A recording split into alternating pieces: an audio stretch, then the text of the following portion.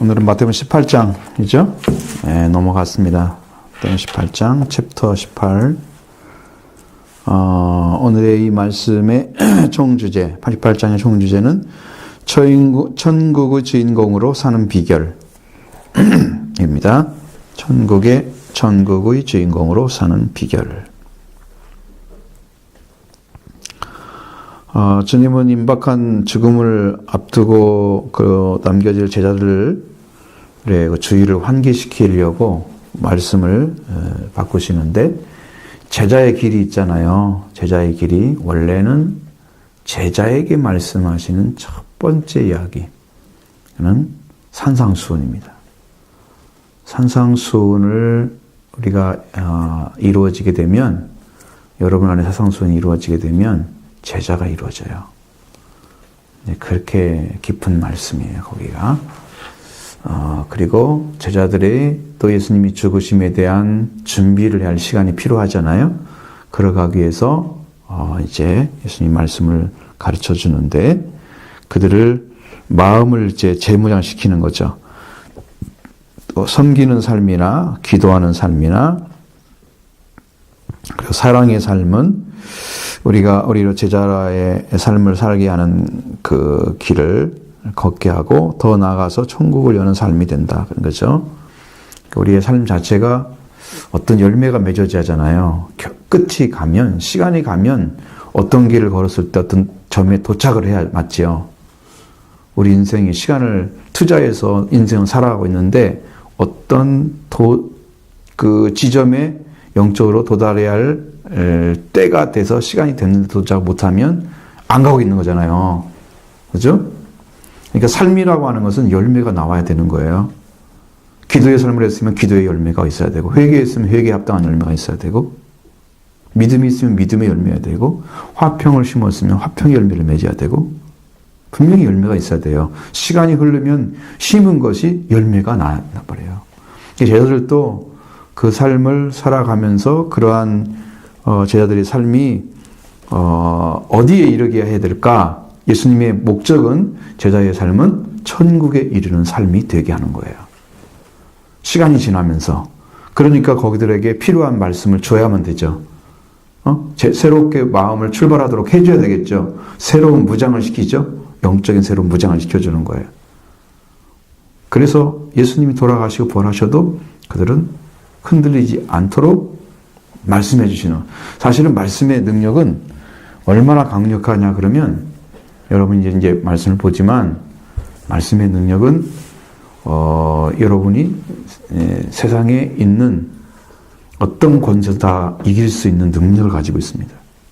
어떤 권세도 무릎 꿇게 할 수 있습니다. 근데 그것을 마음대로 사용하잖아요. 권세를 사용해서 엎드리게 만들면 할 수는 있지만 살릴 수는 없습니다. 그것이. 그래서 예수님이 그걸 사용하지 않는 거예요. 예를 들면 빌라도 앞에서 막 이야기를 하잖아요. 그 말씀의 권세가 없어서 그런 게 아니고, 인류를 살리는 일을 못 하시기 때문에 빌라도를 무릎 꿇게 하거나 아니면 자기 못방자를 무릎 꿇게 하거나 이렇게 하지 않는 거예요. 능력이 없는 게 아니에요. 말씀의 권세를 사용하지 않으신 거죠. 그럼 마귀를 어떻게 해요? 말씀의 기운으로? 우리가 데살로니가서 후서 볼 때 말씀 나왔잖아요. 말씀의 기운으로 사탄을 멸망시키잖아요. 어떻게 시켜요? 권세가 있기 때문에 시키는 거죠. 그렇습니다. 그래서 제자의 삶도 말씀을 가지고 승리한 삶으로 나아가기 위해서, 천국에 도착하는 삶으로 인도하기 위해서 이 말씀을 주시는 거예요. 그 말씀의 권세가 딱 심령 안에 오면 안 넘어집니다. 그러나 제자들은 성령을 받기 이전이기 때문에 이 말씀이 능력으로 작용을 못하는 거예요. 길은 되지만 능력은 못된 거죠. 마태복음 16장에서는 베드로가 예수님이 어떤 분인지를 말씀하죠. 그 어떤 목적으로 이 땅에 오셨는 데서 신앙 고백을 했던 내용이 기록되어져 있습니다. 근데 주님은 이것이 이제 계시에 의한 것이다고 칭찬을 했지만, 사실은 아버지가 알려준 거니까 그 알려준 사람에게는 다 알 수 있는 거잖아요. 그런데 성경에 보면 그렇게 되어 있지 않고 아버지가 원하는 자에게 아들을 알려주시고, 그렇죠? 아버지의 계시로 아들을 알려주시고, 아들이 원하고 아들에게 계시를 아버지를 알려주는 자에게는 아들의 소원과 아들의 계시로 아버지를 알려주고, 그러니까 계시의 문제는 하나님이 하나가 되셔서 이 땅에 보여줘야 될 마땅한 사람에게 그걸 나타내신 거예요. 그러니까 베드로가 그냥 다른 제자도 될 텐데 뭐 다른 사람 안 하고 왜 개명했을까 그렇게 생각할 수 있잖아요. 그 사람이 합당하기 때문에 죽었다 그렇게 생각하시면 돼요. 그 사람이. 그래도 그 신앙 가운데서 합당하기 때문에 우리에게도 예수님이 여러분에게 나타나셔서 예수님 말씀을 막 듣고 계속해서 여러분 심령 안에 알아지고 깨달아지고 분별되고 이렇게 해야 되는데 결론은 내가 말씀을 듣고 많이 이성적으로 생각으로 정말 많이 깨닫고 들어오지만 하나님의 계시가 딱 오지 않으면 그게 진짜 예수님이 누군가 모르잖아요. 살아계신 하나님의 아들이라고 얘기하면 그것은 이해는 하지만 내 안에 그분으로 계시는지는 모르잖아요. 영이. 이게 중요한 문제인데 그러기처럼 계시가 그들에게 아주 중요한 신앙 고백의 내용으로 선포가 된 거죠. 베드로를 통해서 주님은 예수님이 그리스도라는 사실을 믿고 고백하는 사람들에게 천국을 여는 열쇠를 주겠다고 말씀하신 거예요. 그러면 제자들이 그 길을 걸어가면 천국의 길을 지금 열쇠까지 받아서 가는 거잖아요. 그럼 반드시 어디에 도착을 해야 돼요? 예수님 말씀 듣고 천국에 도착을 해야 된다는 거죠. 시간이 흘렀을 때. 그러면 뭘 따라간 거예요? 그분이 예수님 주신 말씀을 따라간 거예요. 그러니까 말씀을 따라가는 자만 주님의 말씀에 의해서 천국에 도달할 수가 있다는 거예요. 말씀이 아니면 천국에 도달하기는 불가능합니다. 그러니까 그 길을 걸어가는 사람은 극히 드물다는 거예요. 좋은 문을 찾아서 들어가서 천국에 생명 찾아가지고 딱 들어가는 사람이 극히 드물다는 거죠. 그래서 예수님이 이렇게 하시는 거예요. 17장에서는 예수님이 변형되시고 십자가의 삶을 사는 자에게 천국에서 이런 영광의 보상이 있을 것이다. 천국에 인자가 올 때에 자기 영광으로 올 때 그 왕권을 가지고 올 것을 보는 자들도 있느니라 그랬잖아요. 볼 자들도 있느니라. 그렇게까지 예수님은 그들에게 천국의 영광, 천국의 삶을 드러내셨습니다. 하지만 그것도 극한적이죠. 극제한적인 거죠. 3명만 알려주고 나머지는 전부 닫아버렸으니까. 그렇죠? 변화산에서 3명밖에 안 알려줬잖아요. 그러면 천국을 열어주는 것도 극히 제한적이라는 거예요. 여러분 그걸 아셔야 돼요. 그러니까 왜 당신은 나는 몰라 이렇게 생각하면 안 돼요. 그러면 그것은 인간적인 신앙인 거예요. 하나님이 계시해 준을 받은 베드로 외에는 나머지는 11명 다 몰랐을 거 아니에요. 그 고백만 듣고 있을 거 아니에요. 왜 베드로 그 사람들한테 왜 난 안 가르쳐줘요? 이렇게 할 수 있어요? 없어요? 못 하잖아요. 똑같아요. 여러분의 신앙도 하나님의 계시가 여러분의 심령에 오기에 합당한 준비가 되어 있으면 주시는 거죠. 믿고 있으면 주시는 거죠. 그걸 찾고 있으면 주시는 거죠. 주시는 것에서는 말할 수가 없다. 그렇죠? 그럼 여러분이 어떻게 해야 돼요? 나도 알기를 원합니다. 나도 만나기를 원합니다. 그 고백을 가지고 나가셔야 됩니다. 자, 이제는 18장에서는 이렇게 천국을 소유한 자들이 이 땅에서 어떻게 살아야 할 것에 대해서 그 규범을 말씀하고 있습니다. 자, 천국을 이제 들어가는 길까지 알려주시고 또 변형된 모습도 보여주시고 천국의 열쇠도 받았잖아요. 그러면 이제 그들이 그 천국을 받은 사람은 어떤 삶을 살아야 돼? 어떤 위치에 있어야 돼? 라는 것에 대해서는 자기들이 알고 있어야 되잖아요. 근데 그 문제를 아직 자들은 모르고 있다는 거예요. 이 문제를 해결해 주는 거죠. 그 규범을 어떻게 말씀하시느냐 그러면 어린아이처럼 낮아지는 것에 대해서 말씀하고 있습니다. 어린아이처럼 낮아져라.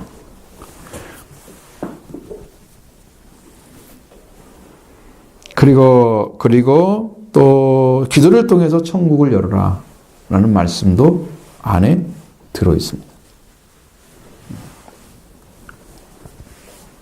그리고 아버지의 마음으로 용납하고 사랑하는 말씀을 주신. 이제는 성장하면 아버지가 돼야 되잖아요. 근데 이제 여기서 말씀하시는 어린아이와는 차이가 있지만 그 영광 속에 들어가려면 그렇습니다. 천국의 삶은 이 땅에서 하늘의 가치를 가지고 살아감으로 시작된다. 근데 이것보다 더 중요한 거, 지난주에 말씀드린 거 뭐예요? 뭐에 대해서 말씀드렸던 거 기억나시는 거?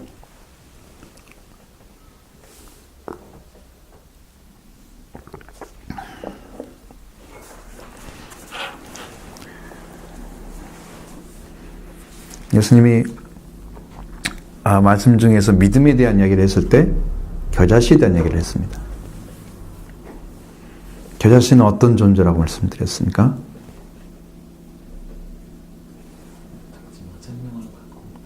그러니까 그게 뭐라는 거죠. 그 생명 자체가.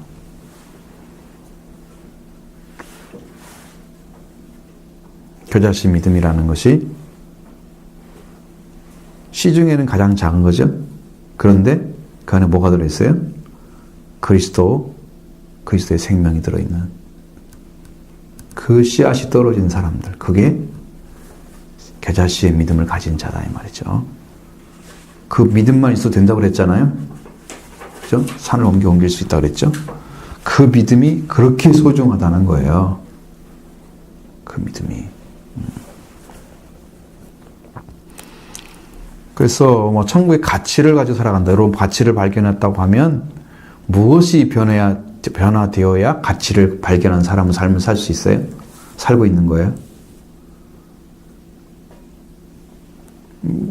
천국의 가치를 발견했다. 그러면 어떤 삶이 이루어지는 거예요? 그러니까 이게 지금 굉장히 난해한 거거든요. 그 뭔가는 지금 여러분이 찾아진 상태면 나는 거기에 대한 합당한 삶을 어떤 부분에서 살아내어야 되거든요. 그래야 그게 삶이 가치를 찾은 사람의 삶의 구현이 되는 이 땅에서 이루어지는 거예요. 그 위치가 있단 말이죠, 영적으로. 그러니까 천국의 가치를 가진 사람의 삶을 살아야 된다? 말은 쉽죠. 어떤 위치에 있어야 사는지는 너무나 놀라운 비밀이 숨어져 있는 거예요.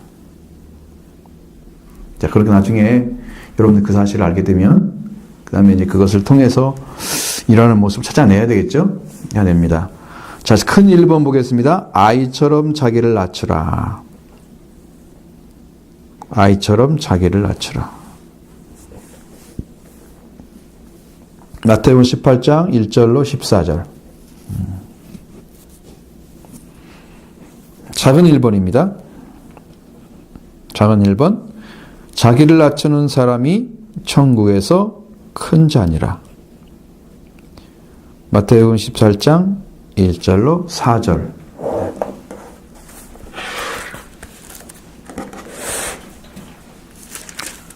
자, 18장 1절로 4절 같이 읽어보겠습니다. 그때 제자들이 예수께 나와 이르되 천국에서는 누가 크나이까?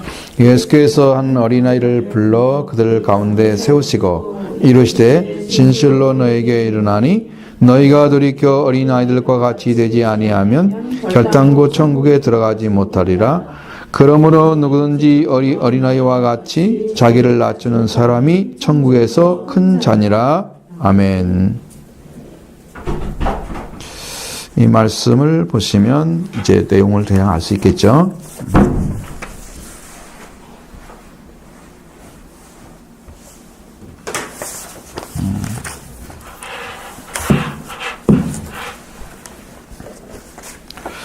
천국에서 누가 큽니까? 라고 물었습니다.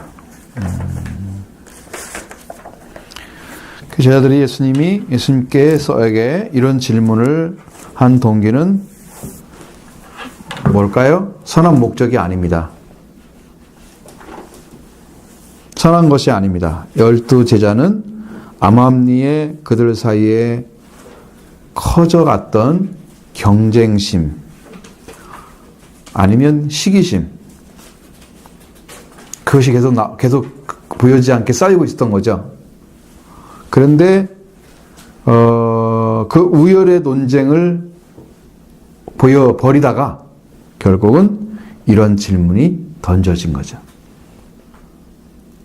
그러니까 여러분, 예수님이 뭐 순서를 안 정해줘도 어쨌든 간에 그 제자들 사이에는 나름 자기들끼리 경쟁을 하고 있다는 거죠.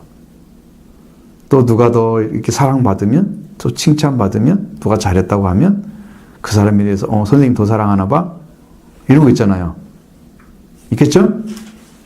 그런 거 있습니다. 자, 그러니까 이러한 때의 생각들은 그들이 이제 예수님을 정확히 알거나 하나님을 정확히 알거나 하나님 된 지식이나 지혜와 그런 능력들을 정확히 알고 있다면 그들은 예수 그리스도 앞에 이러한 질문을 던지지 않았을 거예요. 이게 왜 중요하냐면 여러분들이 지금 믿어가는 삶에서 어떤 부분을 깨트려야만 말씀에 들어간 거 나와요. 들어가는 길이 나와요. 이번 주 말씀도 굉장히 중요한 얘기를 하는데, 근데 그 부분을 정확히 모르면 결국은 우리가 지금 믿고 있는 신앙이 하나님 것이 아니에요. 다 인간에서 온 것이며 땅에서 온 것입니다. 엄청 중요한 문제예요. 이 문제가 여러분이 하나님 말씀으로 이 말씀이 들려오는 사람만 살 수밖에 없는 이유가 있어요. 성경의 말씀이. 그러면 왜 이렇게 난 구약에서 난 정말 의심스러운 게 많았어. 왜 이렇게 여호와의 명령을 지켜 행하면, 명령을 듣고 따르면 왜 그 얘기만 계속 하고 있을까? 왜 이렇게 해석했을까? 나는 그것이 너무 의심스러웠어요. 한 번만 말씀하시면 되지. 왜 그 말씀을 계속 하시냐 그 말이야. 근데 이해가 됐어요. 정확하게. 여러분도 지금 성경 말씀을 계속 듣고 있는 거잖아요. 계속 그 말씀에 대해서 지금 이야기하고 있는 거잖아요. 그런데 내용은 조금씩 틀릴지 모르지만 거의 같은 얘기가 반복되는 것이 많단 말이죠. 근데 이런 것이 하나하나가 여러분의 심령 가운데 들어가서 쌓여지게 돼서 정확히 이해가 돼서 딱 믿음으로 싹 트는 순간에 이제 그걸 알게 되는 거예요. 그때가 언제 올까? 하는 것은 여러분에게 하나님의 말씀으로 인한 지혜가 내려오면 와요. 하나님께로부터 오는 지혜가 오면 와요. 그러니까 여러분이 만물을 연구하고 뭐 책을 봐서 깨닫고 이런 것들은 간접적인 것들은 다 가짜예요. 천국에 들어가는 문을 못 열어줘요. 가짜들은. 근데 하나님께서 직접 주는 약속의 말씀은 여러분을 살려서 천국에 인도해요. 권세가 달라요. 말씀의 권세가. 말씀의 위치가 달라요. 그게.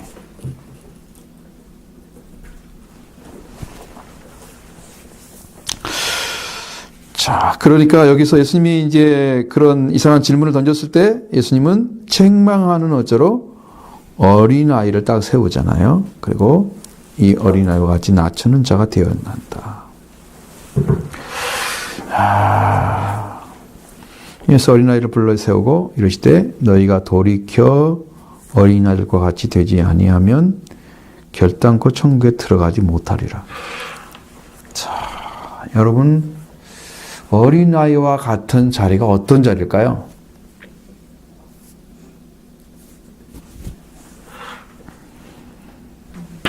어린아이와 같이 된다는 건 뭘까요?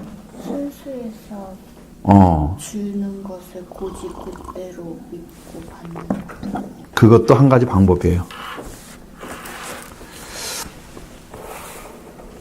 어린아이의 기본적인 태도는 그렇대요. 나는 잘 몰라. 어려서도 몰라. 그러니까 나는 무조건 배워야 돼. 자기의 부족함을 그대로 인정한대요. 근데 어른들은요, 교회에서 조금 어떤 위치만 있어도 난 다 아는 것처럼 막 이렇게 얘기하고 그래야만 체면이 쓰잖아. 안 내려놓거든요. 뭐 알고 있는 것처럼 생각을 하거든요. 그러니까 낮아지지가 않아요. 어린아이는 자기의 부족함, 연약함을 알고 있대요. 그래서 낮추는 거래요. 그러면 우리가 천국에 들어갈 수 있는 사람이 돌이켜 어린아이들과 같이 되라고 그랬잖아요. 그럼 어떻게 해야 되느냐? 여러분도 흠이 투성이고 제 투성이잖아요. 우리가 부족함은 투성이고 연약함 투성인 나 자신의 부족함 그대로 인정하는 거예요. 나의 부족함을 그대로 인정하는 거예요. 가감없이 인정하는 거예요.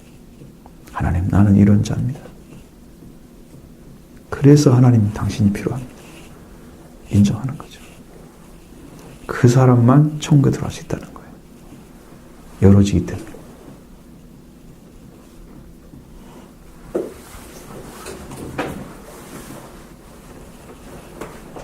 천국에 들어갈 수 있는 심령은 가난한 자입니다.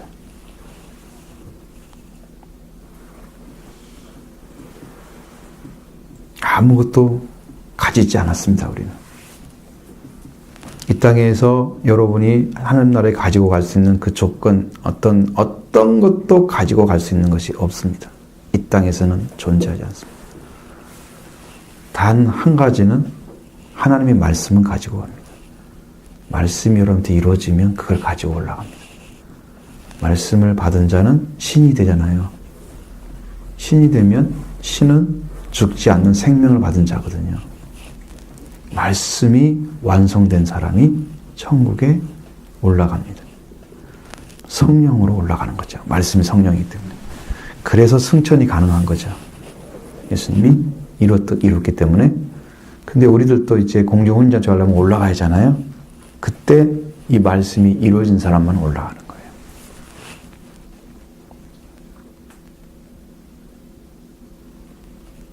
이 영적인 위치가 여러분 가운데 말씀을 통해서 임하면 여러분도 동시에 알게 됩니다.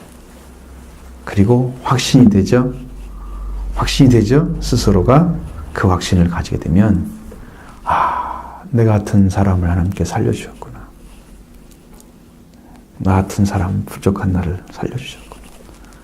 그건 죄가 있는데 죄가 있다는 걸 모르면은 죄인이 안 되잖아요.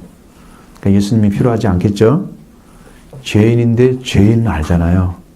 예수님이 필요하겠죠? 죄인을 구하는 예수님을 만나게 됩니다. 죄사함이 이루어집니다. 그분을 구했기 때문에 주님이 주시는 거죠. 그래가지고 죄사함 받아서 여러분이 그 다음에 말씀이 임재하죠. 성령을 통해서. 그럼 자기는 죽죠. 말씀이 주인이 되셔서 이렇게 그 말씀이 이루어지죠. 여러분 이루어지면 그 말씀으로 올라가는 거예요. 그게 신이 됐다는 뜻입니다. 신은 죽지 않는 거죠. 여러분이 승천할 수 있는 방법은 그것밖에 없어요. 몸무게 줄인다고 가는 게 아니에요. 응? 몸무게 하면 상관없어. 왜냐면 이게 영화체, 이 변화체 되는데 무슨 몸무게가 다 똑같다니까. 영체인데. 영체가 몸무게가 있어요? 못 재잖아요, 그건. 그거 똑같으니까 우리하고는 상관없어요. 육신하고는 상관이 없는 거예요. 아시겠죠? 올라갈 길을 찾아야 된다는 거죠. 그 사람을 지금 찾고 있는 거예요, 어린아이를. 그러면 어린아이처럼 여러분의 연약함을 다 고백하고 부족함을 말씀드렸죠? 주님은 그 사람을 구원해냅니다. 그때 구원해내는 거예요. 나를 인정했기 때문에. 나를 인정하기가 되게 어렵거든요. 남겨놓고 인정하거든요, 되게. 조금 내려놓거든요. 나머지는 뭐 붙잡는 것도 있어요, 속에 보면. 마저 내려놓으시라고. 99.9도 안 되잖아요. 100% 해야 되잖아요. 하나님 여러분의 100%를 요구합니다. 우리는 조금 남겨놓고 인정합니다. 그러니까 이게 믿음이 완전하지 않은 거예요. 어린아이는 그렇게 인정한다. 자, 그 어린아이가 어떻다고요? 천국에서 큰 자라고요. 왜 큰 자예요? 100% 은혜로 들어갔기 때문에 큰 자가 되는 거예요. 자기 노력으로, 자기 방법으로 들어가려고 노력하고 그렇게 했던 사람들은요, 작은 자예요. 바울은 은혜로 되었다고 그랬어요. 나에 닫은 것은 하나님의 은혜로다. 나는 아무도 그냥 맡기신 일을 나는 수고한 것뿐이다. 전부 은혜로 들어간 사람만 큰 자가 되는 거예요. 응? 자기 생각도 있고 마음도 있고 어떤 뭘 해야 되고 막 인간적인 것들이 너무 많이 더욱더 붙어있는 사람들은요, 천국에서 작은 자예요. 어린아이처럼 100% 인정하고 100% 은혜로만 받아들인 사람들이 큰 자인 거예요. 그러니까 은혜로 들어가기가 더 쉬운데, 근데 은혜로 들어가는 것이 더 쉬운데 은혜로 들어가는 길을 걷는 사람들이 극히 적다는 거죠. 왜 그게 잘 안 될까요? 은혜로 들어가는 것이? 이게 전쟁이에요. 영적 전쟁. 여기서 이기면 여러분이 승리하는 거고요. 여러분이 지면 패배하는 거예요. 싸움하는데 적당이라는 게 있어요? 네가 안 죽으면 내가 죽는 거잖아요. 전쟁이라는 것은. 그러니까 사탄이나 죄를 꺾어버리지 않으면 내가 죽는 거예요. 그러니까 그 능력을 가진 분을 강하게 붙들어야죠. 죄를 이긴 분을 붙들어야죠. 사망을 완전히 제거시켜버린 그분을 붙들어야죠. 그러니까 이거 죽기 살기로 예수님 붙잡아야 된다니까. 그래야 이긴다니까. 적당히 믿는 사람들은 적당히 그렇게 하다가 자기도 그냥 그렇게 성장하지 못하고 구원 받을지 안 받을지도 모르는 상태로 가는 거예요. 그냥 적당히 믿는 사람들. 교회는 다니고 신앙생활을 하고 헌금도 하나님께 드리고 다 하는데 적당히 하는 거예요. 응? 100% 아니에요? 어린아이 아니죠? 구원 받을지 안 받을지도 몰라요. 왜? 어린아이와 같이 돌이켜 어린아이가 되지 아니하면 결단코 천국에 들어가지 못하려고 그랬으니까 그 구원이 가능할지 안 할지 모르는 거예요. 그것까지 보셔야 된다니까. 거기까지. 뭐 성경대로 가감하게 말씀드려야죠. 여러분한테는 성령께서 말씀하신 것처럼 또 성경에 기록된 그대로. 그래서 겸손한 자, 낮춘다고 하는 것은 겸손과 같아요. 낮춘다고 하는 것은. 나는 이렇게 약한 자기 때문에 내 마음에서부터 딱 알고 인정해서 낮아지는 거예요. 내가 일부러 겸손해야지 이렇게 자기를 낮추면 표시 나요. 나중에 다 알아요. 왜냐하면 어느 순간이 가면요, 슬며시 올라와 제자리에 있어요. 그렇게 낮춘 것들은 나중에 다 표시 나요. 근데 정말 깨닫고 낮추면은 그 자리에 서 있어도 올라갈 수가 없어요. 내가 그걸 어떻게 찾았는데, 어떻게 내 구원을 받았는데, 그걸 알기 때문에 올라갈 수가 없어요. 진짜 겸손한 자가 되는 거예요. 그 자리에 있는 사람만. 어려워요? 에?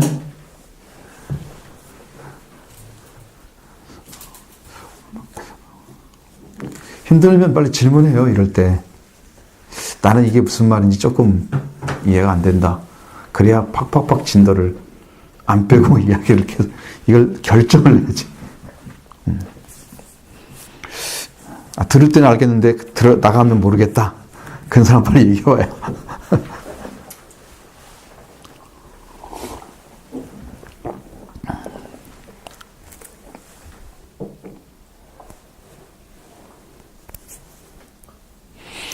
자, 한 어린아이를 불러서 세웠다는 것은요, 어린아이를 통해서 어른을 교육하는 거예요.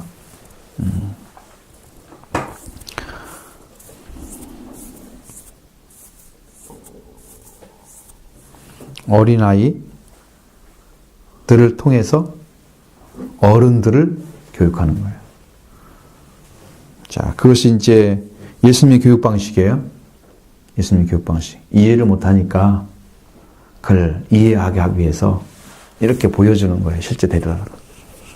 이 어린아이들 보면은 조그만하고 귀엽고 사랑스럽고 정말 거짓이 없이 생겼잖아요. 애들 보면 아이들은 저 안에 뭐가 들어있겠어. 제 지옥 가면 너무해. 이런 애들 정도로 그 막 천진난만한 게 있잖아요. 아이들 마음속에는. 보라 이거죠. 그 아이들을. 얼마나 자기를 낮추고 서 있는지 보라고 너희들이. 부모님 앞에서 배워야 할 자세를 가지고 말하면 듣고 때리면 얻어맞고 그러고 서 있잖아요. 얼마나 겸손하게 서 있어요.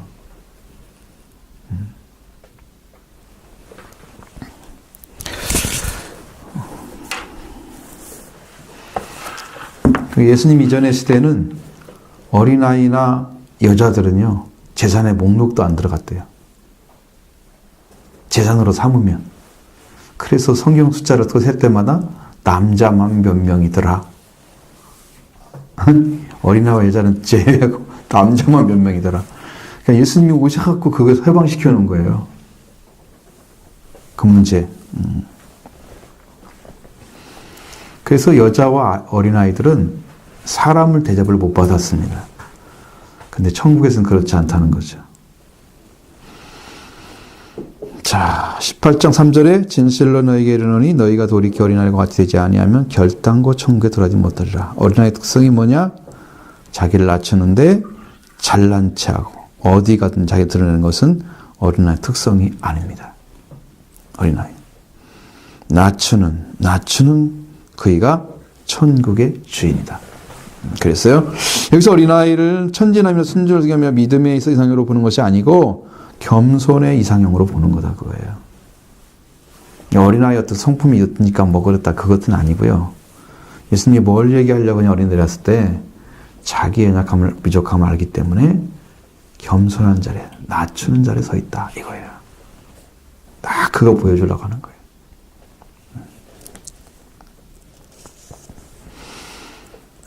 사회적 지위에 대해서 무관심, 대표적으로 세워져 있습니다. 어떤 지위를 얻고자 애들이 그렇게 하지 않잖아요. 그래서 예수님께서 겸손에 대한 말씀을 하시는 것이지 어린아이의 유치한 것에 대해서 말씀하시는 게 아니에요. 그러니까 예수님 어린아이처럼 겸손한 자가 천국에서 큰 자가 되는 거예요. 그 자예요. 또 겸손이라 그가 본질상 연약해서 혼자 힘으로 살 수 없고 부모님 품 안에서 평안을 얻을 수가 있는 것처럼 하나님 뜻에 절대 순복하고 그의 보호 아래에만 살고자 하는 겸손함, 그걸 말하고 있는 거예요. 나도 하나님 내가 구했을 때 저는 그렇게 구했습니다. 하나님 세상에 있는 거 다 필요 없습니다. 그냥 하나님 한 분만 나한테 필요합니다. 필요 없습니다. 아무것도 나를 도울 수가 없습니다. 세상에 있는 것들은. 당신 한 분만 필요합니다. 그렇게 기도했을 때 아버지가 응답하셨어요. 어린아이 같죠? 그대로 했으면 성령대로. 하나님은 그걸 기뻐하셨어요. 내가 받으신 걸 기억을 하거든요. 그 놀라운 은혜였습니다. 그 자신에 대해서 지나치게 과대평가하지도 않고 자기를 그 어린 아이들이 그냥 낮춘다고 해서 비하하고 막 그렇게 하진 않잖아요. 형태를 띠지 않잖아요. 그냥 낮은 자리에 서 있는 것 뿐이죠. 자기가 더 밑에 내려가고 막 그러려고 그런 거 보여주지 않죠. 안 보여집니다. 겸손이라는 건 너무 과대평가해 자기를 낮춰가지고 이렇게 하면 더 겸손한지 알지만 그냥 겸손한 위치로 그대로 서 있는 게 겸손인 거예요. 더 낮추는 게 겸손은 아니에요. 그건 너무 지나치게 자기를 낮추는. 옳지 않습니다. 그건. 그냥 있는 그대로 겸손한 모습 그대로 받아들이면서 그 다음에 겸손한 사람이 할 수 있는 건 뭐예요? 어떤 문제나 대화나 어떤 선이 생겼을 때 자기 서는 자리가 겸손한 자리면 된 거죠. 그게 더 중요한 문제죠. 응? 그 문제만 딱 하면 겸손이 드러나잖아요, 사람에게. 그 이상 설 필요가 없잖아요. 그냥 그래 가지시면 돼요. 내가 있는 자리에 겸손하면 되니까. 그 사람들한테 교만하게 보이지는 않겠죠. 최소한 그런 위치는 차지고 있으니까. 이제 그 문제를 생각해야 됩니다. 비하하는 것도 아니고 그들의 상태에 부끄러움 없이 솔직하게 드러낸 것을 말하는 거예요. 있는 그대로를 말하는 거죠. 꾸며낸 겸손 절대 아니고 있는 그대로의 겸손입니다. 그 다른 사람에 대한 의심이나 재산이 결코 존재하지 않는 순수성을 지니고서 가르침에 대해서 단순한 마음으로 받아들이는 사람들. 그러니까 여러분 계산이 많으면은 생각이 많으면은 그 생각 때문에 망하는 거예요. 성경은 제가 믿고 성경을 찾아서 깨달았을 때 성경은 정말 단순하게 믿는 사람만 깨닫게 되어 있었어요. 들어가게 되어 있었어요. 근데 한국 사람들은 이 헬라적인 기질이 있잖아요. 뭘 생각하고 자기가 이게 필터링 돼가지고 좀 이렇게 오면은 그대 믿고 나머지는 안 믿고 막 자기가 결정하고 안 하고 막 마음대로 하잖아요. 이런 사고방식 때문에 말씀이 안 들어가는 거예요, 그 속에. 성경 말씀 자체보다 더 완전하게 우리에게 오셔서 우리에게 구원의 역사를 이루는 말씀이 없는데, 내가 잘 성경을 이해를 못하니까 다른 사람이 이해를 빌려다가 내가 좀 알아보고 싶어가지고 그걸 갖다 써먹었지만, 내가 그걸 가지고 뭘 얼마나 이해를 했겠어요? 그렇죠? 그것이 또 하나의 걸림돌이 되어가지고 말씀을 받았는데 더 장애물로 요소를 작용했던 거죠. 근데 성경을 그대로 읽을 수만 있다면 여러분은 그냥 그 말씀이 은혜 자체예요. 많은 사람들이 순수한 떡을 먹어라 그러면 아니야, 우리는 맛있는 떡 먹을래. 여기다가 막 설탕도 넣고 막 여러 조미해가지고 맛있게 하면 그 떡을 좋아해. 아우 맛있다 막 이러고, 그죠? 근데 그렇게 돼야 될까요? 근데 요한이 먹었던 그 두루마리 책은 어땠어요? 먹을 때는 요한계시록 읽어보셨어요? 두루마리 책 먹는 거 봤어요? 찾아봐야 돼 지금. 어딘지 아세요?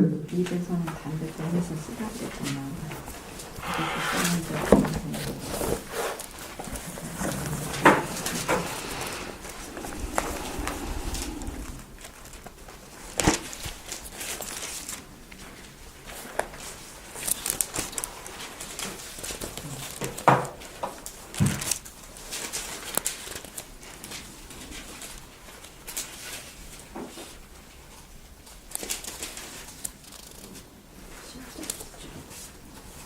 십 장 9절. 반대로 돼 있죠? 쓰다고 돼 있어요? 내 입에는 반대로 돼 있죠? 입에는 달더라. 배에는 쓰나? 입에는 달더라. 여러분 달지도 않은 말을 먹어가지고 먹을 수 있겠어요? 쓴 것을 먹고 쓰면 되겠어요? 쓴 것을 먹고 배에서 쓰면 어떻게 돼? 입에 들어 넘어가지도 않겠죠? 그러니까 하나님 말씀은 일단 먹으면 달아. 성경에 뭐라고 돼 있어요? 꿀같이 단다 그러죠. 꿀송이. 그거죠. 이게 몸에 들어가면 쓴 거지. 왜? 왜 쓰겠어요, 내 몸이? 응? 그 작용이 무슨 작용하기 때문에 써요? 말씀을 지켜서 행해야 응? 말씀과 나의 성품이 전혀 반대야. 그 말씀이 들어가면 많은 문제를 일으켜내. 그러니까 몸에는 써, 배에 들어가면. 근데 입을 먹을 때는 맛있어. 너무 달콤해.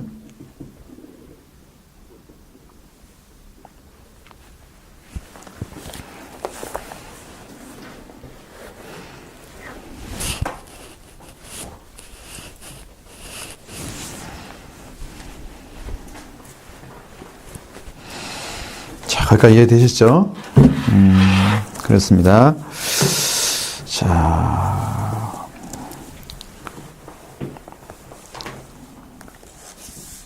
또 신뢰와 믿음을 믿음의 본바탕으로 하고 있기 때문에 어린아이들은 천국의 모델이 되고 있다는 거예요.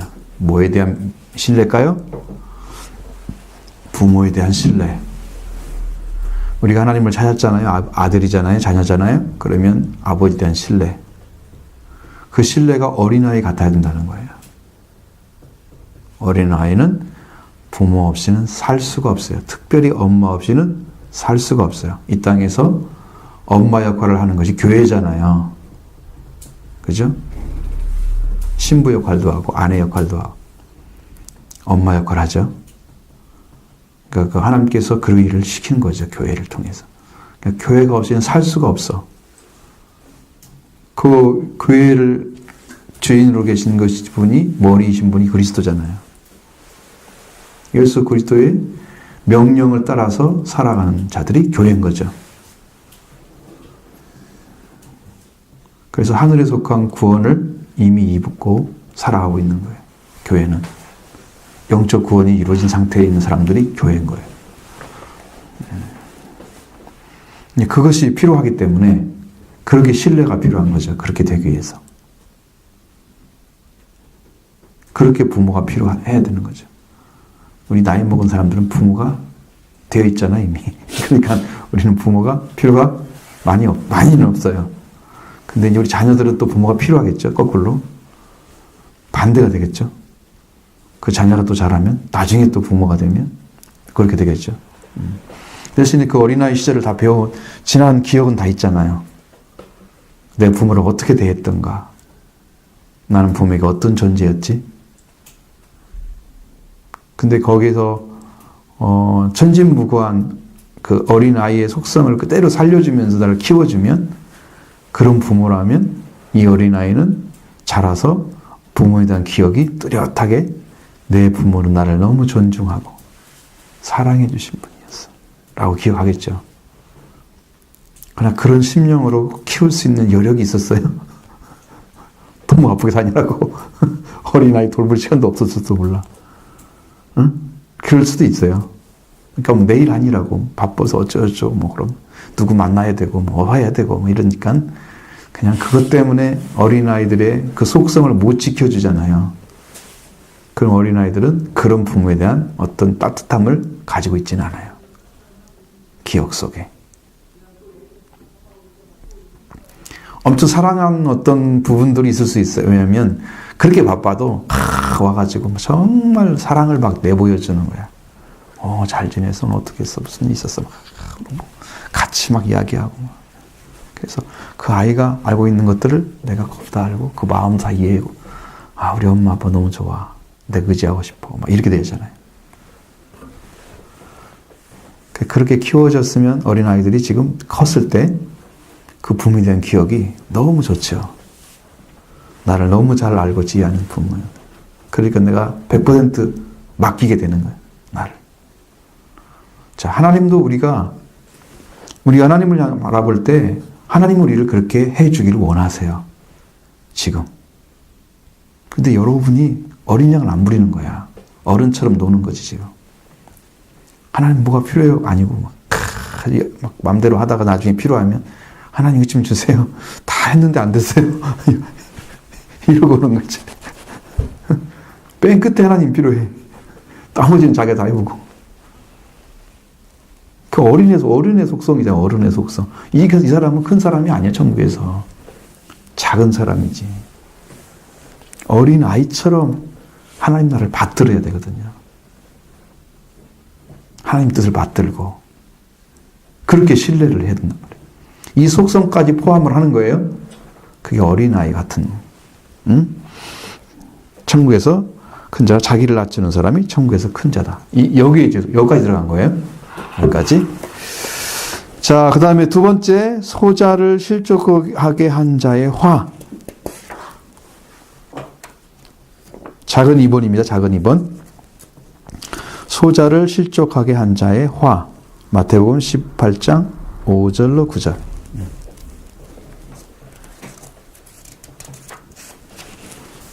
자, 5절로 9절 읽어보겠습니다. 누구든지 내 이름으로 어린아이 하나를 영접하면 곧 나를 영접함이니 누구든지 나를 믿는 이 작은 자 하나를 하게 하면 차라리 연자 맷돌이 그 목에 달려서 깊은 바다에 빠뜨려지는 것이 나으리라. 실족하게 하는 일들이 있음으로 말미암아 세상에 화가 있도다. 실족하게 하는 일이 있으나 실족하게 하는 사람에게는 화가 있도다. 만일 그 손이 있느냐 내 발이 내를 범죄하게 하거든 찍어버리라. 장애인이나 다른 자로 성생에 들어가는 것이 두 손과 두 발을 가지고 영원한 불에 던져지는 것보다 나으리라. 만일 내 눈이 너를 범죄하게 하거든 빼어버리라. 한 손으로 영생에 들어가는 것이 두 눈을 가지고 지옥불에 던져지는 것보다 나으리라. 아멘. 작은 자라는 말이죠. 소자라는 말, 작은 자. 자, 예수님은 타인으로 하여금 범죄하는 사람의 행위에 대해서 엄중한 책임을 져야 한다는 것을 강조하고 있습니다. 다른 사람을 실족하게 하는 것은 범죄 행위예요.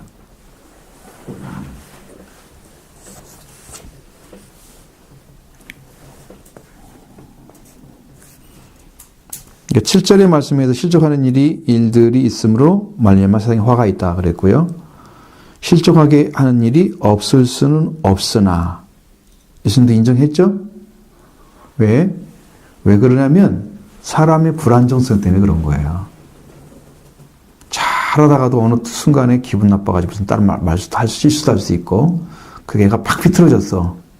어느 순간에 돌아서 갖고 안 돌아오고 싶어. 실족할 수 있겠죠.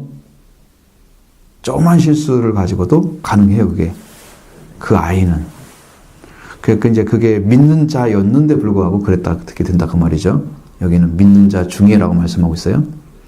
불신자 중에라고는 말 안 했어요. 분명히 믿는 자 중에. 그 사람에겐 화가 있다 한 거예요. 자 보면 자 우리가 소자의 개념이라는 것은 어떤 의미가 되냐면은 쉽게 대하거나 쉽게 무시할 수 있는 사람을 의미한다는 거죠. 작다고 하는 것에 대해서. 여러분 교회도 작아요 그러면? 좀 쉽게 보잖아요. 아 사람도 안 보이고 뭐죠. 하나님 함께하는 것과는 상관없어요. 사람들이 너무 쉽게 보여요. 작다고 하는 것 때문에. 아 힘도 없는 교회네. 뭘 모르잖아요 그 사람들은. 영적인 거 상관없이. 일단 어린아이가 소자잖아요. 작은 아이. 그러면 그 아이들은 사람들이 쉽게 대한단 말이죠. 가볍게 보는 거죠. 그리고 약간 무시하는 그런 것. 우리는 그런 생각이 없이 소자에게 말로나 행동으로 범죄할 수도 있습니다. 또 그로 넘어지게 하는 행동도 할 수 있습니다. 그러한 일이 일이 없을 수는 없지만 그로 말미암아 세상에 화가 있다. 재앙이 내려오는 것은 인간의 범죄 때문에 내려오는 거예요. 하나님의 진노가 머물러 있느니라. 여러분 로마서 1장에서 보면 거기 나오잖아요. 불으로 진리를 막는 자들에게 경건치 아니함에 대해서 하나님이 진노하고 있다. 말씀을 받고 막 그 못 가게 하는 사람. 그러니까 나중에 여러분 이제 막 그 교회 다니는 사람들 박해해가지고 교회를 못 가게 하고 이런 사람도 있으면 그 사람들이 그 끝이 안 좋아요. 박해했던 사람들은 반드시 징벌을 받습니다. 바울은요 돌아왔기 때문에 괜찮은 거예요. 그러니까 자기는 교회까지 박해한 죄인이라고 생각해서 죄인 중 괴수라고 말씀하고 있잖아요. 나는 그냥 구원만 받아도 괜찮은데 교회를 박했는데 구원을 받았기 때문에 그러니까 죄인 중 괴수라 그런 거예요. 더 큰 죄를 지어서 죄인 중에 죄인인 거죠. 죄인의 우두머리. 그런 위치를 은혜 때문에 안 거죠.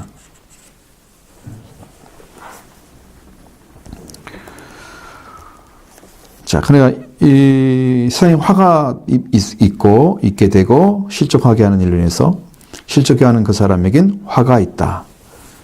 실족하게 하는 그 일로 인해서 세상에 화가 있지만 실족하게 하는 사람에게도 화가 있다 그랬어요. 재앙이 내려온다는 거예요. 하나님이 가만두지 않는다는 거죠. 그에게 자비를 베풀고 구원의 길을 열어줄 수도 있지만 그것을 하지 않으면 그 범죄한 사실을 그대로 죄로 물어버리는 거죠. 가만두지 않습니다. 절대로 하나님은 행한 대로 갚으셔요. 즉가가 나타나니까 하나님이 일하고 안 하신 것처럼 보이지. 그러니까 여러분이 사랑에 대해서 말씀드렸을 때 사랑은 어떻게 해요? 자기 부정적이고 기꺼이 자기를 주는 거다. 아가페 사랑을 나타낼 때는 하나님은 보여지지 않아요. 근데 지금도 이제 주려고 하고 있잖아요. 그래서 지금 죄를 범해도 하나님이 가만히 계시는 거예요. 왜? 살리려고 하기 때문에 주하기를 주어서. 이 작업을 하고 계시는데 이걸 무시하잖아요. 말씀 준 자도 무시하잖아요. 그때는 가치 없죠. 심판의 때가 딱 되면 그때는 자비라는 건 없습니다. 지옥에 들어가기로 결정된 사람들은 자비는 없습니다. 그 들어가기 전까지만 자비입니다. 결정이 되면 그때는 완전한 하나님이 진노로 대하십니다. 돌변하는 게 아니라 원래 하나님 속성이에요. 꼴보기도 싫은데 이놈들을 봐준 거야. 왜? 구원해야 되기 때문에. 죄를 짓는 게 좋아서 봐준 게 아니야. 구원해야 되기 때문에 봐준 거야. 근데 끝까지 말을 안 듣잖아요. 그러니까 진노 중에 있다가 진노로 그냥 확.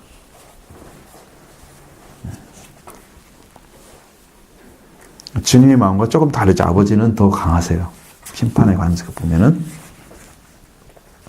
18장 8절에 보면 누구든지 나를 믿는 이 작은 자 중 하나를 실족하게 하면 차라리 연자 맷돌이 그 목에 달려 깊은 바다에 빠뜨려지는 것이 나으리라.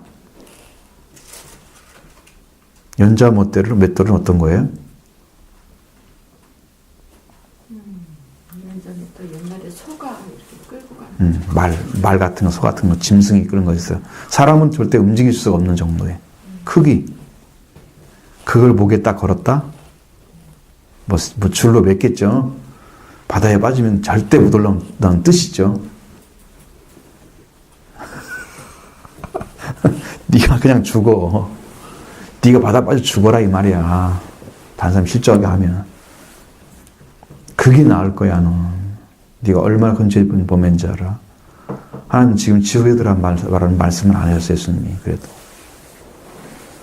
차라리 연자매트를 목에 걸고 바다에 빠뜨려지는 게 나을 거다. 실족하는 사람에게. 지옥이란 말은 않잖아요, 지금.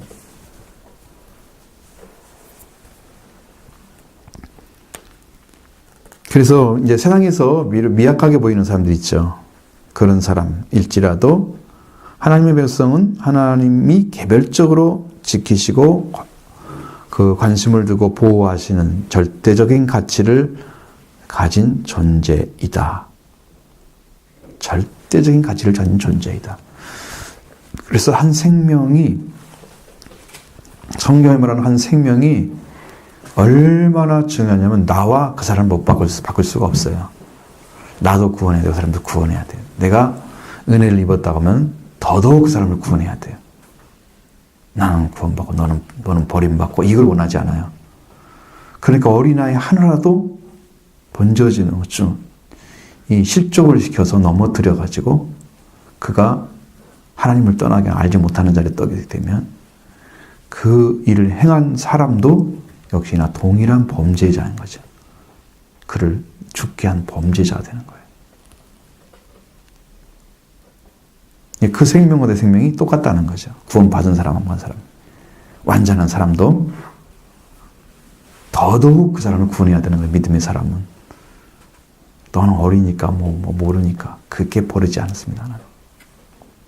어린아이일지라도 믿는 자라면 버리지 않는 거죠. 자, 성경에서 남을 범죄하게 한 사람들 한번 보겠습니다. 노아는 어떻게 범죄를 했어요?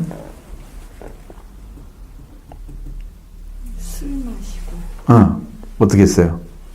장막에서 자고 있다가 어. 벌거 벗고 자고 있다가 아들한테 들켰어요? 아들이 그걸 보고 아들이 형제한테 많이 창피했겠는데요. 얘기를 하고 근데 거기서 이제 하나의 중요한 사실이 벌어지잖아요. 뒷걸음쳐서 아버지 하태를 보지 않으려고 들어갔던 아들. 그 아들은 하나님의 칭찬을 받게 되는 거죠. 그래서 셈의 하나님을 찬송하려다 그러면서 셈이 큰 축복을 받아요. 노아 같은 죄인을 범죄한 자를 덮어줘요. 그러니까 아버지를 덮을 정도의 신앙을 가진 거예요. 셈이.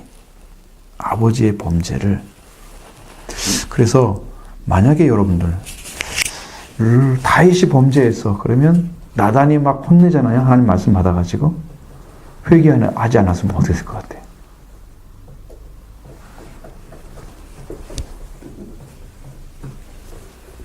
큰 문제 생깁니다. 생기죠. 야곱은 어떻게 유혹을 했어요? 야곱은 형과 형의 뭘로? 그 뭐지 팥죽 팥죽 한 그릇으로 형의 장작과 한 자가 뺏었어요. 범죄했죠. 복도 떼어서 에서처럼 꾸며가지고 그게 참 그것도 희한한 것은 왜 하나님은 야곱은 사랑하고 에서는 미워했는지. 그것은 우리가 그것은 결정할 수는 없는 거지만 또 말라기 읽어보면 내가 야곱은 사랑하고 에서는 미워했다. 하나님의 결정이야. 네가 뭔 말을 해? 아니면 말을 할 수가 없어요. 장자권 뺏은 거 가지고 야 네가 잘못한 거야. 하나님이 야곱한테 얘기해야 되는데 아무 말도 안 하세요. 에서만 화가 난 거죠. 나중에. 이놈이 여기까지 뺐더니 내가 축복받아 뺏어갔어. 이렇게 하고. 그거 뺏긴 것에 대해서 화를 낸 게 아니고 지금 아버지가 와서 축복을 뺏긴 것에 대해서 화를 냈단 말이죠. 그럼 그 전에 판 것에 대해서는 몰랐던 거죠. 그 판권이 넘어갔다는 거죠. 하나님을 귀하게 여기지 않았더라. 망령되게 행했다. 그렇게 나와 있습니다.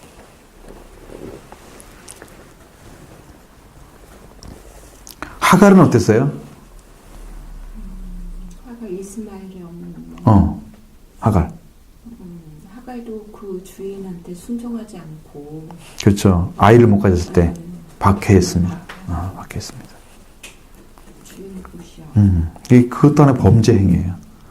나중에 이제 이스마엘이 어쨌든 아브라함의 씨잖아요. 그러니까 그가 하나님 이제 사라에게 아브라함이 권한을 주잖아요. 네가 쫓아내느냐 알아서 하라고 그러니까 쫓겨나고 나중에 물이 없으므로 소리를 지르니까 하나님께서 물을 딱 보여주면서 살게 하시죠.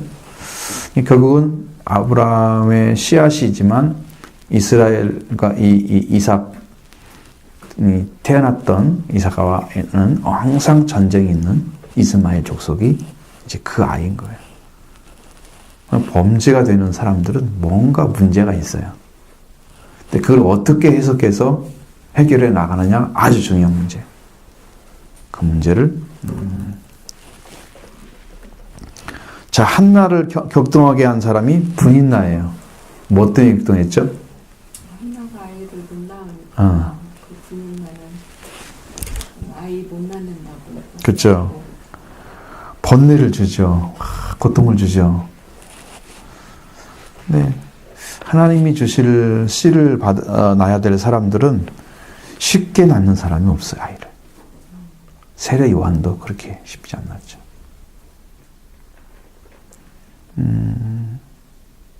아브라함도 이삭 낳기 너무 힘들었죠. 아브라함에 대한 얘기는 안 나오죠. 안 나오는데 이삭 낳기 너무 힘들잖아요. 결혼해가지고 이제 겨우 이제 우리 끝났다 생각할 때 하나님 주시잖아요. 씨를 주시죠. 세례 요한도 거의 끝난 상태에서 주시죠. 사무엘을 낳았던 한나도 역시 끝날 때 어떻게 할 방법이 없을 때 하나님께 나가서 기도하고 응답받고 하나님의 사람들이 많은 사람들이 그렇게 물론 태생 자체를 모르는 그런 선지자나 이런 사람도 많이 있어요. 성경은 그걸 보여주지 않습니다. 근데 우리가 알고 있는 사람 중에서 대부분 큰 사람들은 그렇게 됐다는 것을 보여주는. 발람은 어땠어요? 발람은 똑같이 그 이스라엘 백성을 저주하게. 그 발락이 시켰는데 그거 했는데 발람이 가장 큰 범죄는 뭐냐면 이스라엘 앞에 올무를 놓아서 대중이 음행하게 만들어요. 그러니까 다른 사람 범죄케 하는 걸 지금 얘기하는 거예요. 다른 사람 범죄케 하는 거. 자기가 범죄한 게 아니고 그로 하여금 이스라엘 민족을 범죄하게 만들어. 우상을 섬기게 하고 음행을 하게 만들어. 그런 일이 이제 민수기에 나오거든요. 그 요한계시록은 그걸 해석을 따로 한 거죠. 음행하게 했다라고. 다윗은 어땠어요? 다윗은 솔로몬의 어머니 그 밧세바를 범하고 그 밧세바의 남편을 그렇지. 죽게 만들었어. 우리아를 죽이라고 요압한테 얘기를 해서 살인을 하잖아요. 그걸로 인해서 이제 나단 선지자가 나타나가지고 이야기를 하죠. 범죄하게 만들었잖아요, 자기가. 범죄를 또 덮기 위해서 또 죽였어요.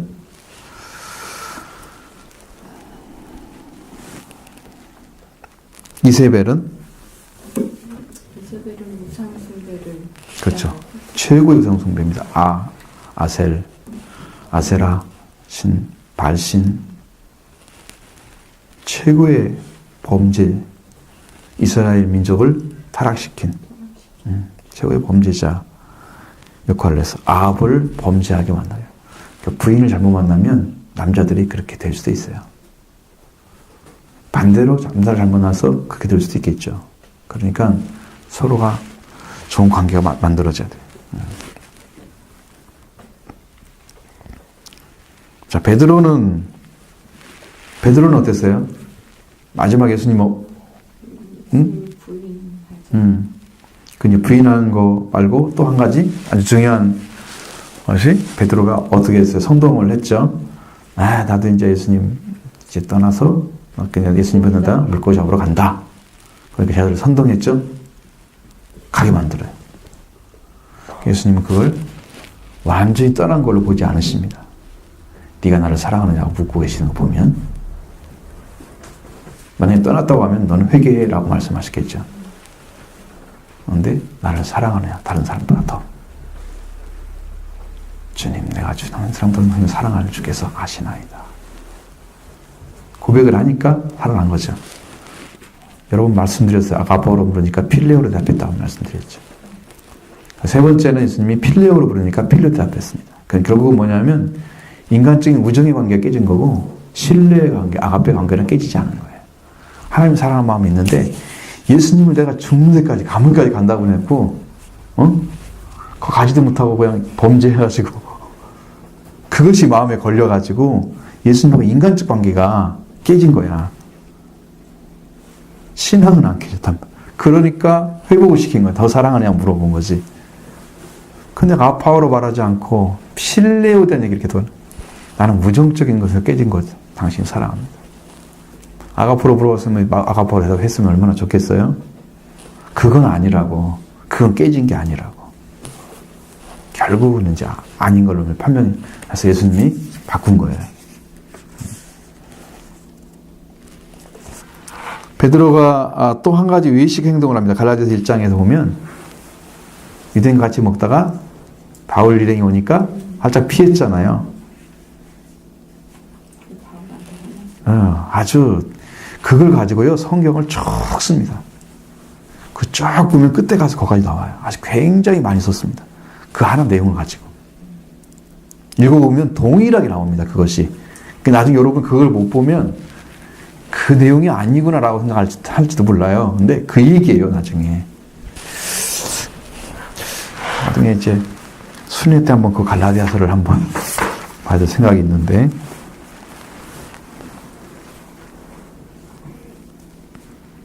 천국은 어떤 사람 어떻게 들어갈 수 있냐? 그러니까 다른 마음, 이렇게 돌이켜서 다른 마음을 가져야 돼요. 천국에 들어갈 수 있는 마음을 찾아야 돼요. 천국에 들어가는 자의 마음. 신뢰의 마음도 있겠죠. 중심이 돌이킨 상태. 과거의 삶에서 돌이킨 상태. 누구를 향해? 예수 그리스도를 향해서 돌이키고 천국을 향해 돌이키는 분명 상태가 있어야 돼요. 내가 가고 있는 길이 천국을 향한 길이다. 그럼 내 마음속에 뭐가 있어야 돼요? 소망이 뭐가 있어야 돼요? 타오르는 게 천국의 소망이 타오르고 있어야 돼요. 그럼 난 또 이렇게 가고 있는 거예요. 자, 여러분 심령 속에 뭐가 타고 있는가 보세요. 신앙적인 면을 보시라고. 여러분 뭐가 타고 있어요? 뭐가 여러분을 막 끌고 가고 있어요? 신앙적인 면에서? 믿어야 되겠다 생각 있어요?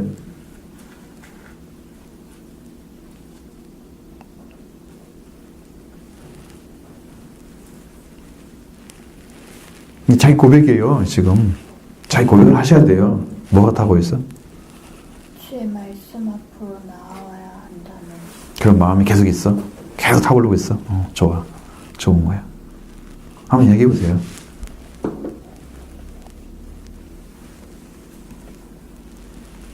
뭔가는 여러분 안에 지금 여러분을 끌고 가는 게 있을 거란 말이죠. 중심을 붙잡고 가게 하는 거. 이게 정리돼서 말씀을 쫓아가는 것이 아니면 빨리 깨트리고 들어가셔서 찾아와야 돼요. 이 자리에 안 쓰면 괜찮은 거 아니에요. 이건 심각한 문제가 있는 거예요. 거기에 신앙의 장애가 있는 거예요. 그걸 파악을 못하고 있는 거예요. 지금 자기 속에서. 내 마음속에서는 막 다른 어떤 것이 막 그려지고 있고 하나님 전혀 별로 생각도 하지도 않고 무엇에 불타오르는 그것이 자기 중심인 거야 지금. 그 신앙을 막아버리는 장애 요소잖아요. 그걸 깨뜨려야 되겠죠? 깨뜨려요.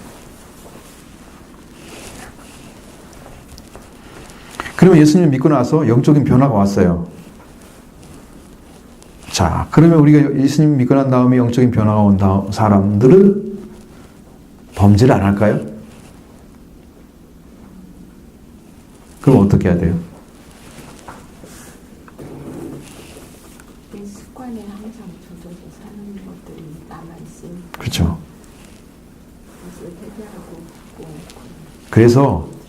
그래서 이게 뭐가 필요하냐면, 자, 은혜를 받았잖아요?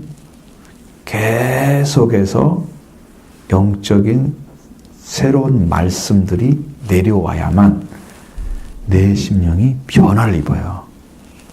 그 사람만 성장을 해요. 말씀 받았는데 옛날 생각으로 그대로 잡혀 있고 마음은 하나도 안 움직이고 무엇을 하면 살아가는지 모르는 영적인 감각이 완전히 무뎌진 상태로 가면 죽은 사람이에요. 한 번 맛을 본 거예요, 상처는. 영적인 맛을 본 거야, 뿐이야. 죽은 거예요, 죽은 거. 새로운 것으로 변화되지 않으면, 내가 변화되지 않으면 성장이 안 이루어져요. 성장 안 이룬단 말은 내가 가만히 있다는 거예요, 변하지 않고. 성장이 안 된다는 거예요. 그럼 신진사가 활발해서 여러분 영적인 것들이 옛것은 버리고 새것이 들어오고 옛것은 버리고 새것이 들어오고 새로운 말씀이 깨달아지고 옛것은 버려지고 그래서 난 새로운 생각이 아이들이 여러분 태어나가지고 점점 성장할 때 언어가 바뀌죠. 판단력이 바뀌죠. 좀 더 성장하네. 말도 저렇게 이어서 가네. 계산도 할 줄 아네. 이 녀석이 부모에서 어떻게 말해야 하는 방법도 배웠네. 마음도 조금 읽을 줄 알아. 변화되지 않으면요. 이 아이는 자폐아예요. 발전 없죠? 문주무기 사람이 노력해서 조금 발전합니다. 아이들. 영적인 세계 안 발전. 똑같은.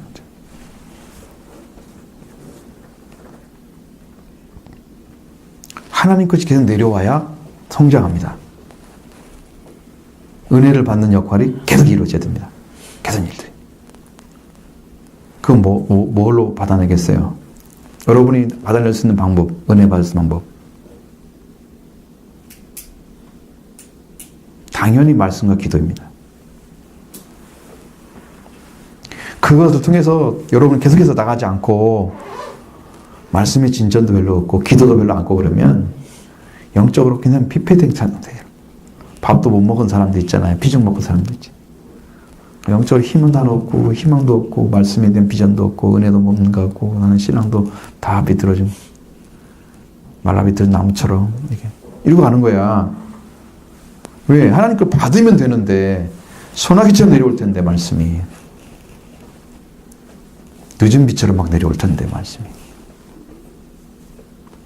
하나님은 충만한데 그냥 우리가 못 받고 있는 거야. 달라고 왔는데 주겠어요? 하나님 내 마음 아시죠? 때가 되면 주시겠죠. 이런 사람 절대 못 받습니다. 구하라 그랬는데 뭐 그 때가 되면 줘. 구하라 그랬잖아. 찾으라 그랬잖아. 문을 두드려 그랬잖아. 말씀을 안 지키면서 뭘 준다는 거야 지금. 받지는 못하는 거야. 그냥 다 엉터리처럼 신앙하는 거지. 찾는데 철저하시게 하셔야 영적인 회복이 계속 오면서 신대사가 활발해져서 영적인 성장이 계속되는 것입니다. 응? 말씀이 계속 임재하는 거예요. 새로운 말씀이 계속 깨달아지는 거예요. 진리의 말씀들이 여러분 열려지기 시작하는 거예요. 응? 하나님 걸 받아야만 되는 거죠. 이 땅의 지식으로 못 들어갑니다. 왜? 이 땅의 지식은 하늘나라를 열 수 있는 열쇠가 아닙니다. 그래서 못 들어가는 거예요. 세상의 지식도 열쇠가 아닙니다. 하나님 피하신다고 그랬습니다. 열쇠라면 그걸 사용하시겠죠. 하늘로부터 오는 것만 열쇠가 됩니다. 하나님. 근데 그건 회개로 들어가는 방법이 없어요. 그래서 회개가 열쇠다. 회개를 했더니 내려왔어 말씀이. 계속 내려와. 계속 내려와. 계속 내려와. 천국이 열려지는 거예요. 열려져. 문이 뚫리고 또 열리고 또 열리고. 마지막 들어갈 때 최종적인 문도 열리는 거지. 한 번에 딱 열어놓고 들어라. 난 지금 죽어가야 돼. 아니면 뭐 몸이 변화돼갖고 뭐 변화체로 가든가. 지금 천국에 입성을 해야 될 거 아니야. 그게 열린 거지. 그죠? 성경에는 천국이 열렸단 말은 예수님 하늘 문이 열렸다고 써 있잖아요. 그건 영적인 부분에서 부어주기 위해서 천국의 문을 열어서 우리가 구원받기 위해서는 말하는 게 아니야. 그러니까 여러분들이 계속해서 여는 각오를 하셔야 됩니다. 그것만이 여러분의 영적 성장을 이루어 줄 수 있습니다. 하나님은 풍성하십니다. 하나님은 풍성하시기 때문에 달라고 하는 자에게 주신다. 달라고 하는 자에게. 그 은혜를 여러분은 입으셔야 됩니다. 죄에서 걸어가는 방법은 죄의 길에서 계속 우리가 걸어갈 수 있잖아요. 죄가 다 벗어지지 않고 습성적인 것들, 생각 속에 스며져 있는 것들, 내 의식 깊이에 스며져 있는 것 다 있습니다. 하나님께 사타시 다 드리려고 하면 여러분이 여러분의 입으로 다 못 내놔요. 그러니까 뭐 은혜 받았어도 죄의 속성이 나온 사람들 그거 많잖아. 완전할 것 같잖아, 은혜 받으면. 근데 죄의 속성이나 생각들을 가지고 인간의 말도 하고 막 그러잖아. 완전합니까? 안 되잖아. 그것이 안 되는 거 여러분들 경험하시잖아요. 그러니까 은혜 받아서 완전한 게 아니에요. 신뢰도는 높아졌죠. 하나님을 만났기 때문에. 그 사람에 대한 신뢰도는. 그러나 완전한 건 아니야. 그렇게 믿으면 안 돼. 그 사람에 대해서는. 100% 믿으면 안 돼. 부분이 있어요. 그래서 그 죄에서 벗어나기 위해서 할 수 있는 방법은 회개하는 것입니다. 이런 일들이 내 안에 있는데 내 안에 더러운 속성이 보여지고 알아졌어요? 하나님, 내가 이런 죄인입니다. 라고 들어가는 거예요. 주님이 그걸 알고 벗겨주면 조금 치료됐죠? 그 다음에 성장했겠죠? 그렇게 들어가는 거예요. 그렇게 또 하나 벗어지고 또 벗어지고. 응? 3번까지만 하겠습니다. 3번, 작은 3번. 소자를 향한 하나님의 뜻. 마태복음 18장 10절로 14절.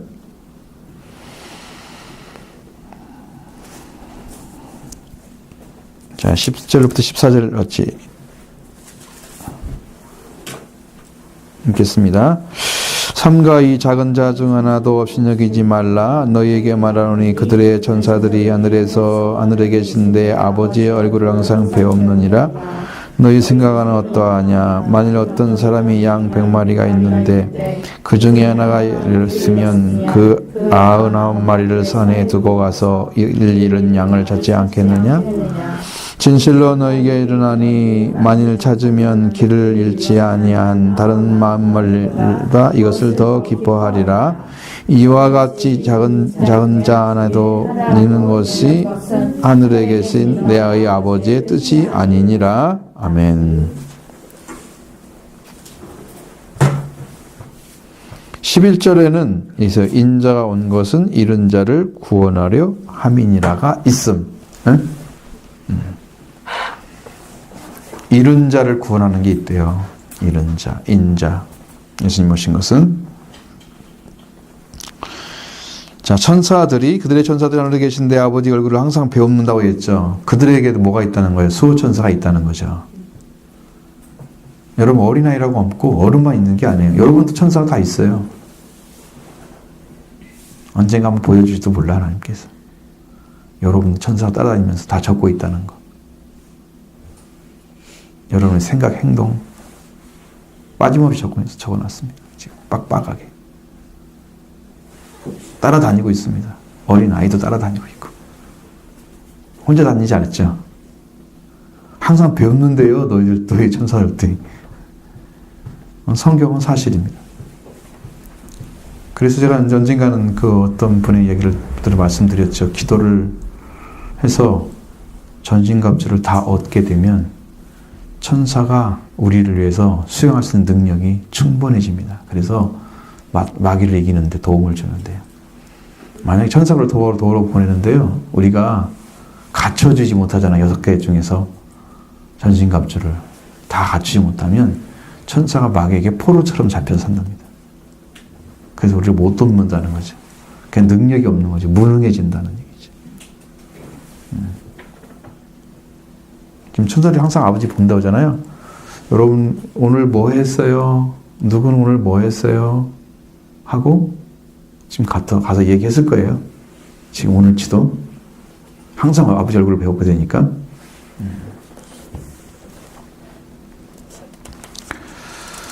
그래서 성경은 국가 아니면 교회 개인을 위한 수호천사를 말하고 있습니다. 수호천사는 그를 신앙생활로 삼는 페르시아 사람과는 달리 그들을 구원을 얻은 후사들 돕는 자로 생각해야 한다는 거야.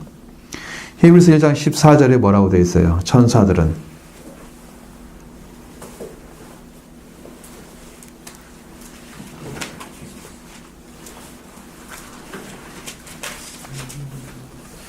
읽어보세요.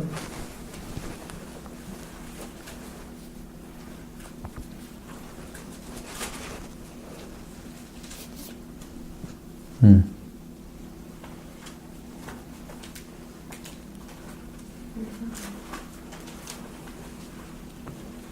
1장 14절 시작. 모든 천사들은 성기를 이루어서 구원받은 자들을 위하여 섬기려 하고 아니하느냐. 그렇죠? 섬기는 일을 하고 있죠. 구원받은 자들을 위해서.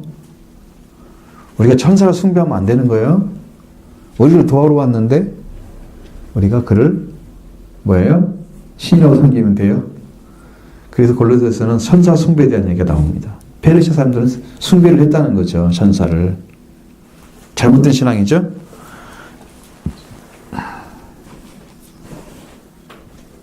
그래서 천사의 수종이 드는 것은 성도가 세상적으로 비천해도 영적으로는 하나님의 자녀의 권세를 사고 있는 존재이기 때문에 업신여기지 못하게 하기 위해서 천사를 다 보내줘요. 어린 아이들라도. 수호천사가 다 있어요. 여러분 옆에 있어요. 지금 천사도 말씀 듣고 있을지도 몰라 옆에서.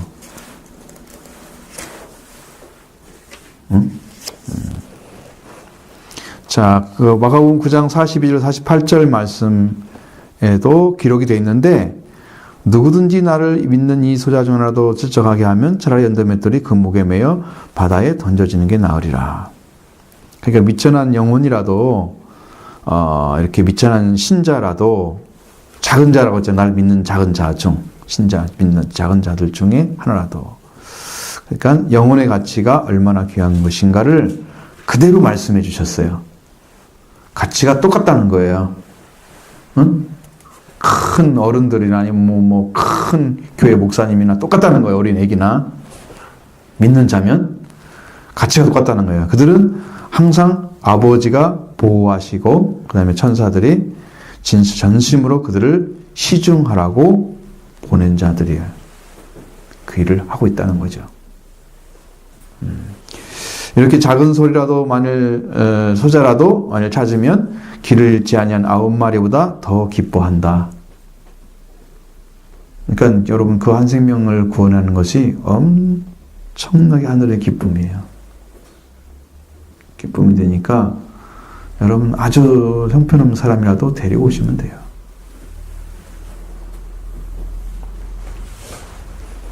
그러니까 잘못 얘기하면 99보다 한 마리가 더 기쁘다니까 한 마리가 더 가치 있나? 이렇게 볼 수도 생각할 수도 있잖아요. 가치의 문제가 아니고 기쁨의 문제입니다. 99 다 잃어봐요. 한 마리 찾고. 그럼 뭐가 기뻐요?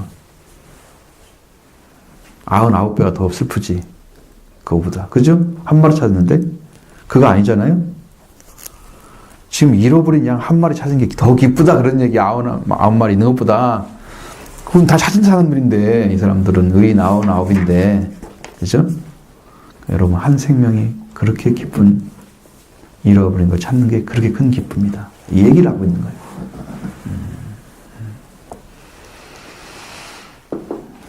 그래서 잃지 않고 소유하고 있는 것은 많은 양 때문에 그거보다 더 그 기쁨이 크다, 즐거움이 크다 하는 얘기지, 가치가 없다는 얘기는 절대 않고 아닌 거죠.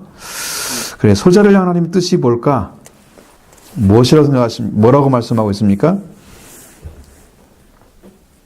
이 작은 자 중 하나라도 잃는 것이 하늘에 계신 너희 아버지의 뜻이 아니다라고 했어요. 하나님의 뜻에 대한 뜻이라고, 하나님의 의지라고 하는 얘기가 여기 써 있어요. 하나님의 뜻. 한 생명도 잃어버리지를 원하지 않는다는 거죠. 한 생명도. 그렇게 귀하단 말이에요. 하나님의 뜻이라고 하십니다.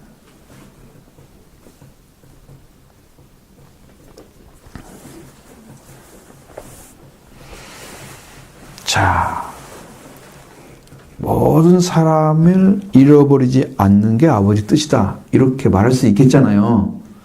그럼 완벽하잖아요. 근데 앞에서 뭐라고 그랬어요? 실족하게 하는 일이 없을 수는 없으나 라고 얘기했잖아요. 그래서 예수님이 이 말씀하신 이렇게 얘기한 거예요. 이와 같이 이 작은 자 중에 하나라도 이르는 것은 하늘 아버지가 아버지의 뜻이 아니니라. 부정했잖아요. 2번 부정. 그렇죠? 아주 강조하는 거죠. 잃어버리지 않는 것만이 아버지 뜻이다라고 하는 거죠. 절대 잃어버리지 않는 게 아버지 뜻이다. 그 말 있잖아요. 이제 잊어버릴 수가 없을 수는 없으나, 실족하게 하는 일이 없을 수는 없으나, 이것 때문에 얘기한 거지. 아버지는 절대 그렇지 않다. 그러니까 아버지의 뜻을 이해하면 생명을 대는 태도가 바뀝니다. 왜냐하면 아버지의 뜻이 이것이라면 내 심령 안에도 그렇게 생명을 대해야 되기 때문이죠. 생명을 대하는 태도가 뭐 차이예요? 신앙의 차이예요. 생명을 바라보는 태도. 자기 마음에 드는 사람은 더 잘해주고 안 드는 사람은 못해주고 누구나 할 수 있는 거잖아요.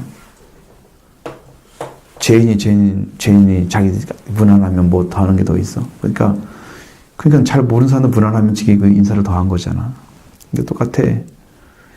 좀 부족할지라도 그 사람이 그래도 말씀을 찾고자 한다면 다 응답해야 돼.